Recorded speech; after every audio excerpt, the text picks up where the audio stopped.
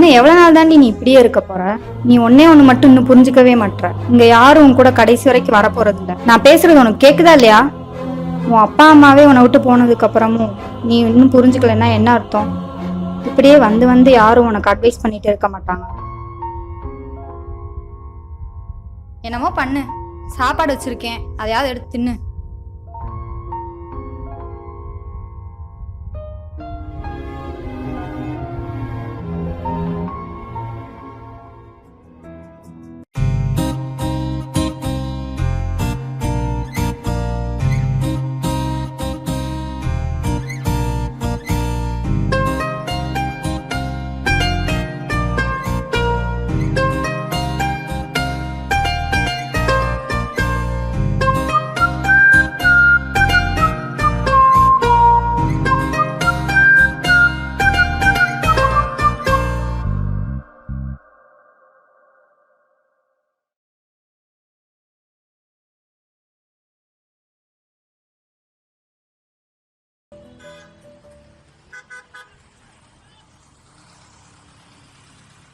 Hello hello, எவ்வளோ நேரம் நான் ஃபோன் பண்ணிட்டு இருக்கேன், ஃபோன் எடுக்காம அப்படி என்னடா பண்ணிட்டு இருக்க?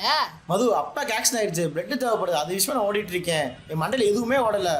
ஹலோ, என்னால் ரொம்ப நேரம்லாம் வெயிட் பண்ண முடியாது, சீக்கிரம் கால் பண்ணு.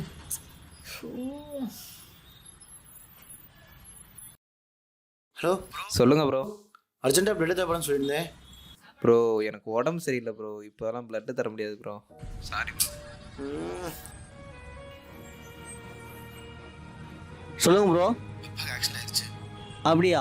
கொஞ்சம் ஹாஸ்பிட்டலுக்கு வர முடியுமா ப்ரோ? ப்ரோ உங்கள் லொக்கேஷன் ஷேர் பண்ணுங்கள், கரெக்டாக வந்துடுறேன் ப்ரோ. தேங்க்ஸ் ப்ரோ, கொஞ்சம் சீக்கிரம் மட்டும் வாங்க ப்ரோ, ப்ளீஸ் ப்ரோ. சரிங்க ப்ரோ.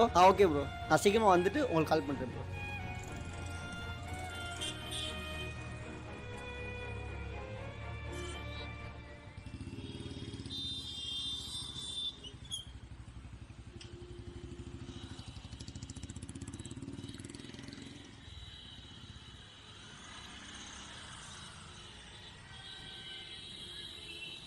என்ன பண்ணிட்டு இருக்காங்க?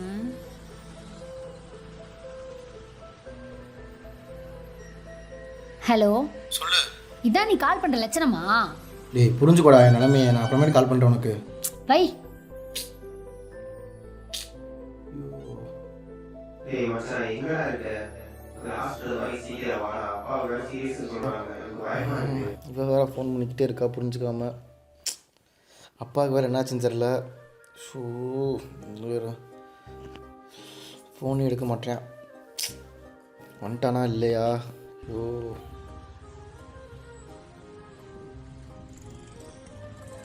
ப்ரோ ப்ரோ, எங்கே ப்ரோ இருக்கீங்க?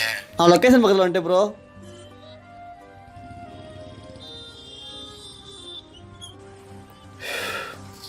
சொல்கிறா. ஐயா, அப்பா அப்பாவுக்கு என்னடா ஆச்சு? அப்பா இறந்துட்டாருடா.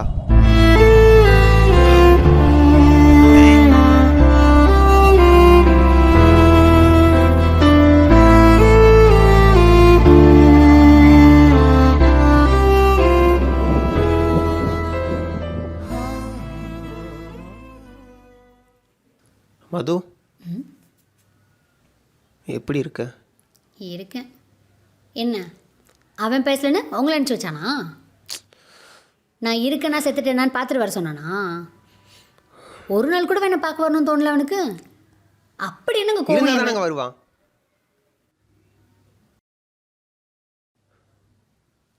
நீ சந்தோஷமா இருக்கணும் தான் அவன் எல்லாமே பண்ணான்.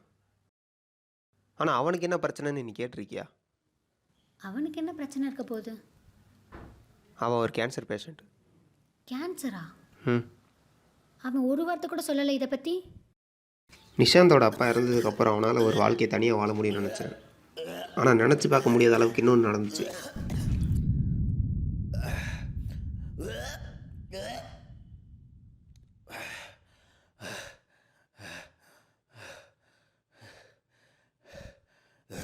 எங்களால் ஹாஸ்பிட்டல் அது இதுன்னு அலையவும் முடியல.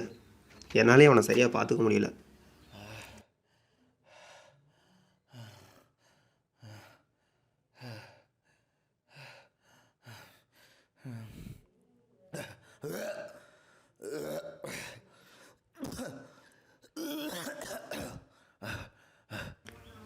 இதை பற்றி உன்கிட்ட சொல்லலாம்னு தான் நினச்சேன், ஆனால் அவன் எதுவுமே சொல்ல விடலை.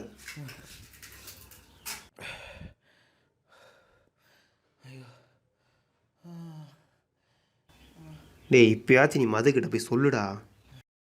டேய் மச்சான், அவள் என் முன்னாடி சிரிச்ச முகத்தோட இருக்காடா. இதை போய் நான் சொன்னால் அவள் எப்படி அதை தாங்கிப்பா? அவ்வளோ சிரிப்பு என்ன ஆறுது, சந்தோஷம் என்ன ஆறுது? என்னடா யோசிச்சுட்டு இருக்க? நாளைக்கே நான் செத்து போய் என்ன பண்ண? இந்த மாதிரிலாம் என்கிட்ட பேசாத நிஷாந்த். நான் 3 மாசமா உங்ககிட்ட எதை பற்றி சொல்லலாம்னு தான் நினச்சிட்டு இருந்தேன். இதே ஒரு விஷயத்த நான் அவர்கிட்ட சொல்கிறதுக்கு தயங்கினேன். அப்போ தான் அவனோட அப்பா இறந்தார். இப்போ அவனும் நீ உன் லைஃப்பை பார்த்துக்கும்போது